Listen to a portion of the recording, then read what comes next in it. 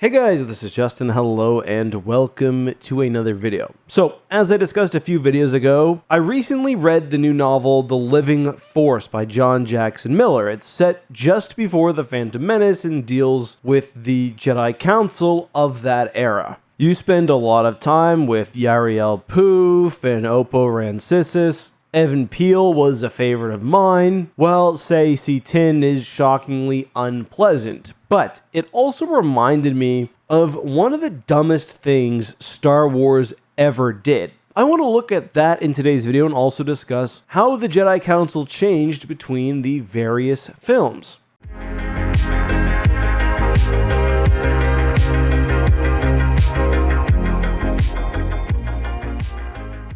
So, Star Wars sometimes fails to respect an audience's ability to suspend disbelief. And I don't actually know who's responsible for this. It doesn't seem to be a George Lucas thing, rather perhaps a marketing thing after the fact, but it gives us somewhat absurd results. So, there are two pairs of Jedi who, despite being very visually similar, are actually different, which adds to some confusion. First, we have Agen Kolar and Eth Koth. These are both Iridonian Zabrak males with long hair, similar complexion. It's just not going to surprise you that these were intended to be the same character. So what happened is that Eth Koth initially appeared in episode 1. He also appears in episode 2 during council scenes specifically, although it's old repurposed footage. However, when it came time to film his scenes during the Battle of Geonosis, a different actor and a slightly different costume were used, and it's believed that fans would not understand that they were meant to be the same person, which doesn't make sense to me because the vast majority of people are going to see a long-haired, pointy alien, assume they're the same person, and if you're a nerd enough to recognize the difference, you probably also know the backstory for what's going on. Either way, not only are these two different Jedi, but two different Jedi who served on the council. And remember, one of these individuals confronted Palpatine in episode 3. Was it Eth Koth or Agen Kolar? Well, it was Agen Kolar, because at least in Star Wars canon, Eth Koth stepped down from the council, Agen Kolar took his position. Undoubtedly some awkward moments where the wrong name was said by Yoda or Yaddle, but overall just a bit weird. And when I was researching this, I sort of thought back to Rogue Squadron in the Star Wars Legends universe. Rogue Squadron, yes, was an elite fighter squad, but it was also a political tool for the New Republic. There was incredible prestige for a member race to have one of their pilots elected to Rogue Squadron, so the higher-ups in the New Republic always liked there to be, for example, a Bothan, a Mon Calamari, and I'm just wondering whether, for some reason, Zabrak have some hold on the politics of the Jedi Order. However, the even more confusing example, in my opinion, is Adi Gala and Stas Ali. So this is a very similar situation, and it actually comes down to the same scene. In episode 2, they wanted Adi Gallia to be in the Geonosian arena. However, because of where it was filmed, i.e. Australia versus the UK, they didn't have the same actor, so we had one who looks quite similar to Adi Gallia, at least when in her Thalothian headgear, and also her blue contacts, that probably no one would notice, but the decision was still made to make the two distinct characters. Adi Gallia is killed by Savage Opress. It's in the episode Revival of the Clone Wars Season 5. She's then replaced on the Jedi Council by her cousin,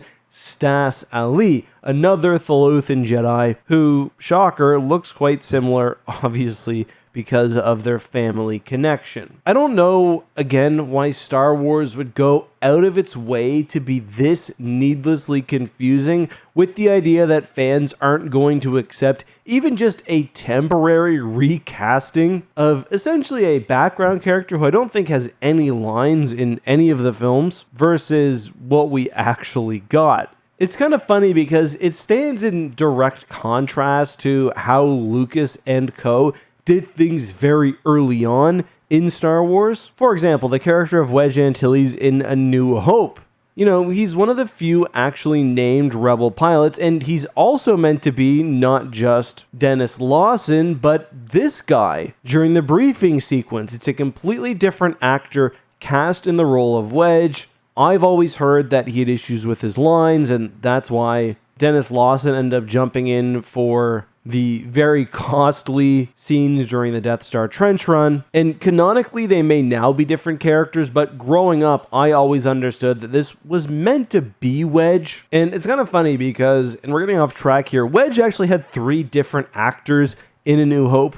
Dennis Lawson, of course, is the face of Wedge that we all know later on in the battle. We have Colin Higgs, who played fake Wedge. Then we also had David Ankrum, who did the VO for Wedge, because all of his lines were ADR. David Ankrum also reappeared in Rogue One. If you watch A New Hope, it's actually shocking the degree to which ADR is used so heavily. Once you notice it, I guarantee it will change how you see the movie. It's not just actors re-recording lines, however, it's also often American actors not present for the filming, standing in for the British actors on set. Or also vice versa sometimes when talking about Imperials. Anyway, there are also many other strange details regarding the Jedi Council between movies. For example, did you know that there were 2 aliens named Coleman who served on the council? Coleman Kaj, who was an Ongri, and I think the slightly more famous Coleman Trevor, who gets just annihilated in episode 2